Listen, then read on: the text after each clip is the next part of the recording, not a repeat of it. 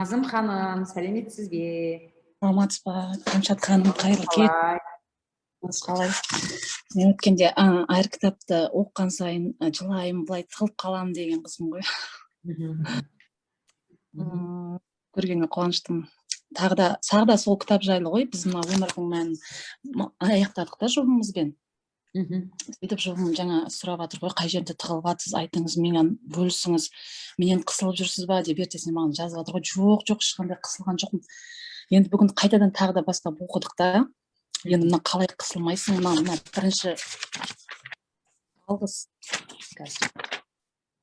артық пен кемнің арасы деген бірінші не ғой. Сонда біз мына жерде сіз ішкі даусым сөйледі деп жаздыңыз, ана іңкәр кітапты жыртайын жатқанда деп ше. Қараңыз, қиналып тұрсың ба? Ертеңге нанға ақшаң жоқ қой, жоқ.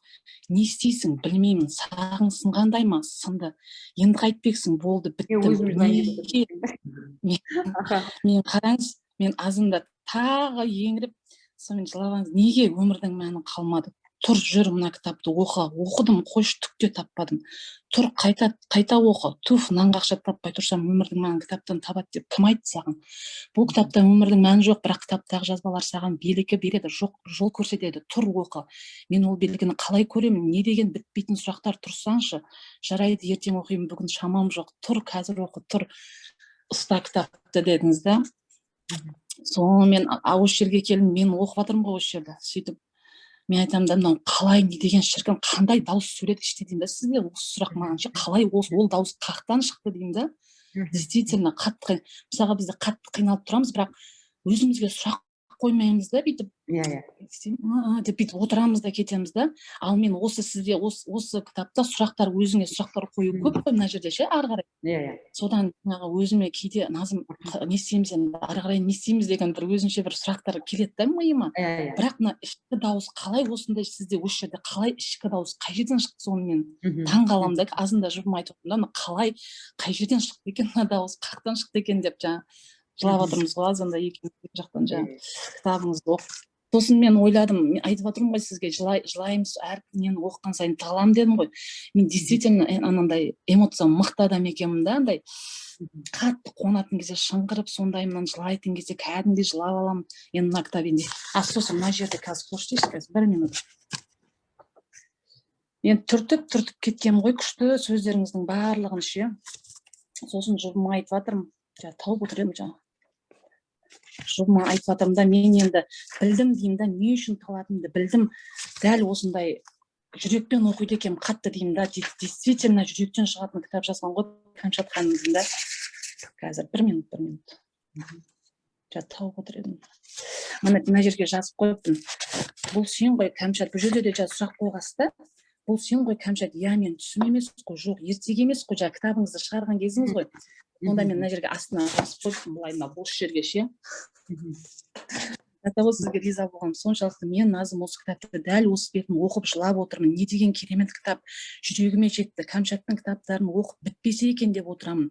Адам өзгеремін, өсемін деп ниет етіп әрекет жасаса, Аллам жолын аша береді екен ғой.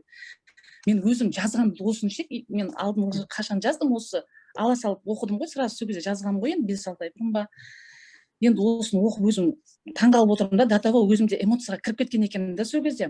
Кәмшат ханым, сіздің осыншама қиындықты жеңіп оқып, алға жылжып, ойыңызды, аузыңыздағы сөзіңізді, әрекеттеріңізді өзгертіп, өз өмірін өзі жасап алуға болады екен ғой. Сол әрекет етіп, бәрін жасап бізге дәлелдеп бердіңіз. Сіздің әрбір әріпті тергенде шын ниетпен, махаббатпен, өзіңіз айтқандай бар махаббатымды салып жазған кітап дегеніңіздің дәлелі осы екен, осы кітап екен. Мен сізді жақсы көремін, сізге Алланың нұры жаусын, Аллам бәрімізге қайырлы білім берсін деп жазып қойыппын. Оны оқып өзім күліп жатырмын ғой, мен мынаны жазған. Көрдіңіз ба, іштен шыққан кәдімгі сіздің өзіңіздің даусыңыз да? То есть ішкі дауысты адам просто жай бүйтіп ойланып қолынан жасайын деген кезде тұрғуға ерініп жатасың ғой, сол ерініп жатқаныңды қош жасамай қош ертең жасайыншы деген сұраққа айналдыратын болсаңыз, екі адам іште бүйтіп қырылысып тұрып кәдімгідей не жасайды, біреу алдыға тартады, біреу артқа тартады да. Бірінші искусственный жасап та, мысалға тұр, Назым сабағыңды оқы дейді, мысалға қош мынаны бітіре салайын сосын оқимын, я болмаса қош ұйқым қансын, сосын бүгін өзіме бір демалыс қойса оқысай деген сияқты екінші сұрақты просто қойып көріңіз. Камшат айтып жатқандай да, мысалы екінші дауысты Камшаттың даусымен қойыңыз да, тұр Назым, мен де жасадым ғой деген сияқты, қош сен анандайсың деген сияқты да, мысалға, неге сен одан да күштісің, сөйтіп сұрақ қоя берсеңіз өзі шығады да, а потом сізде осознанно кәдімгі екі Назым сөйлесе алады да, оның сізді алдыға жетелеп жатқаны интуиция, сізді кеттік деп артқа тартып тұрғаны ол іштегі парадигма семіріп жатып алған бұрынғы Назым, былайша айтқанда. Сондай нәрсе да, бұл кез келген адамда болады, көпшілік ұзаққа бармаймыз да. Қош жата салайыншы дегенмен не қылмаймыз, неге жата салайын деді, неге бүйтті деген нәрсені ары қарай сұрамаймыз, қазбаламаймыз да. Қош мен жасамай қош, бұны ертең не қыласың, шаршап кеттім уже деп, қош мен потом жасамын деп, или бір любой бір қазіргі фактически бір нәрсені айтамыз да, мысалы мынаны көре салайыншы, мына кино біте салсын, сосын істеймін дегеніміз да жата қаламыз. Оны просто екі адамды сөйлестіріп көретін болсақ, мықты жауап шығады да, по-любому біреуі жеңіп шығады. Ол даже сізді парадигма жеңіп шықса да, сіз уақыт өткеннен кейін соны айтасыз, мен сол жерде парадигмаға жеңіліп қалдым ғой, давай екінші рет қайталамаймын ол нәрсені деп қайтадан не жасайсыз. Ал енді жазбаша жасайтын болсаңыз, ол вообще күшті болады. Жазбаша мықты, өйткені алдыңғы жаңа мен деген сабаққа қатысқанда человечество бергенсіз, человечество туралы айтып жатырсыз ғой, жазыңыз человечество өте мықты, жаңағы не деп, сол человечекпен де жазғам, сол алдыңғы жаңа мен сабағында да істеп көрген, біраз ситуацияға сол человечекті қолданымда өте керемет не техника, мен оны байқадым. Жаңағы жасалмай жатқан тірліктерімді осындай барлығын қазіргі ситуациямен жазып алам. Сосын жаңағы рахмет сендерге, менде программа, мен ондай немде жоқ, қазір сіздер жіберуге дайынмын, рахмет сендерге деп жіберемін да, екінші қағазға жаңа человекті жазып, қалай жақсы болу керек сол ситуация, солай жазам да, бәрін бердім, рахмет сендерге деген, ақша мәселесі болсын, не болсын, ол человечек өте керемет, мен оны жасап қолданып көргем, әлде де қолданам жаңа қиын жағдайда. Біз бұл жолы мен человечекті прям кәдімгідей не айтып отырып, сызып отырып көрсетіп не жасадық та, қалай не қылатын каждый үтір нүктесіне дейін. Так что одан да ясный болады да, поэтому жасау керек. Жаса деді ма? Жасау керекші, өткенде кімнің айтқаны бар ғой, Овечкиннің. Зачем умничать там, где ты вообще ничего не разбираешься дейді да? Вот прям делай, саған делай деді ма, делаешь. То есть мен солай болдым да, маған жаса деді, ойлап бүйтпей ма, оны салғанда сөйтпей ма, ол сурет анау емес па, или мынау емес па деген сұрақ қоймадым. Жаса деді, жасадым, и жаңағы сіз сияқты нәтиже көрдім да. Мысалға қараңыз, сіз эмоциямен оқып, кітапты жылап, оны бөлісіп, это уже сіздің интуиция іштегі нәрсе сізді итермелеп жатыр. Сіз мысалға оны оқып, жылап өзіңізбен қоя салсаңыз да болады. Или оқып, мән бермей бүйтіп былайша просто бүйтіп өтуге де болады да. То есть сіз соның бәріне уже осознанно қарап жатырсыз. Осознанно жеткізіп, сіз әлі тура осы темппен сол кітапты, мен сізге айтамын, мен оқитын кітаптар 5 жылдап, 6 жылдап асып кеткен ғой. Сіз осы кітаптың өзін, мысалға, жылдап оқи беріңізші. Сіз жылдап дата болып, мынаны айтып тұр екен ғой, Камшат қараса, мен мінекей 5 айдан кейін осыны түсініп тұрмын ғой, маған осыны айтып тұр екен ғой, міне. Енді таптым дейсіз да, как будто болды, бүкіл кітаптан керек нәрсеңіз тауып алғандай болсыз, нет, опять же тоқтамай істей беретін болсаңыз, вау, мына нәрсе бар екен, мына секрет тұр ғой мынаның ішінде деп табатын боласыз. Мен бұл әдетті қайдан қалыптастырдым?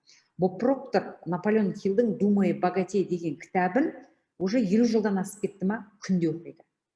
Мен содан естідім да, мына адам тегін емес қой, тегін оқып жатқан жоқ қой деп, сонау 2015-те естіп алдым да, өзіме керекті деген кітаптарды алдым да, 3 кітапты мен оқып келе жатырмын да.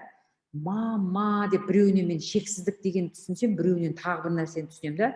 То есть бітпейді екен да. Бізге көп жан-жақтан 45 кітап алып, 45 түрлі сабақ алып, 45 адамның 45 подачасын алудан қажет жоқ. Вот осы сабақтың өзінен бүйтіп алып тыңдай берсе, вау, менің анадан бері іздеп жүрген мінекей мынау ғой.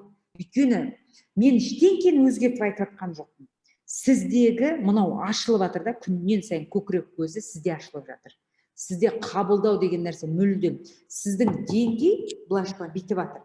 То есть мен бір адамда, бір 10 адамды әкелейін, который әлі деңгейі ашылмаған, әлі деңгейі жетпеген да, бірақ оған керемет қылып жылап тұрып, айтып тұрып, тақтаға сызып тұрып бүйтіп офлайн берейінші, бірақ оның деңгейі жетпеген әлі. 0 жетеді ше. Может, чуть-чуть там бір тютельке бір дәм түсетін шығар. Ал енді деңгейі жеткен адамдарға айтып отырса, мысалға да, деңгейі жеткен адамдар бірақ нәрсені, бірақ позада айтып отырған, тыңдап отырғанда, оның ашыла береді олар адам. Уже дайын да олар қарай. Бүкіл ақпаратты жұтуға дайын болады ше. То есть бәрін өзіне керекті тұрғыда бүкіл нәрсені қабылдауға дайын болады. Керегін ала алады да, бірақ нәрседе, бірақ кітаптан, бірақ сабақтан, бірақ сағаттық сабақтан былайша айтқанда. Сондай нәрсе. Көп рахмет сізге, күшті нәрсе айттыңыз.